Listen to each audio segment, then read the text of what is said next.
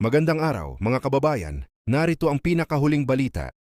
Nilagdaan ni Ferdinand Marcos Jr. o mas kilala bilang PBBM ang Executive Order No. 110 na nagdedeklara ng isang State of National Energy Emergency sa bansa.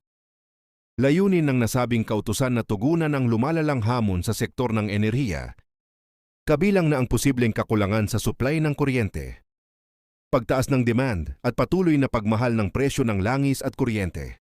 Ayon sa pamahalaan, kinakailangan na ng agarang aksyon upang matiyak ang sapat, mamasanag at abot-kayang enerhiya para sa lahat ng Pilipino. Sa ilalim ng EO No. 110, pabilisin ang implementasyon ng mga proyektong pang-enerhiya, lalo na ang renewable energy upang mapalakas ang power supply ng bansa.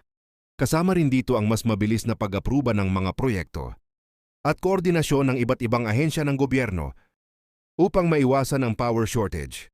Kaakibat ng kautusang ito ang programang tinatawag na Uplift o Unified Package for Livelihoods, Industry, Food and Transport. Layunin nitong mabawasan ang epekto ng mataas na presyo ng enerhiya sa iba't ibang sektor tulad ng transportasyon, agrikultura, industriya, at sa kabuhayan ng mamamayan. Inaasahan ng pamahalaan na sa pamamagitan ng EO No. 110, magiging mas matatag ang supply ng kuryente at mapapababa ang epekto ng pagtaas ng presyo ng enerhiya sa ekonomiya.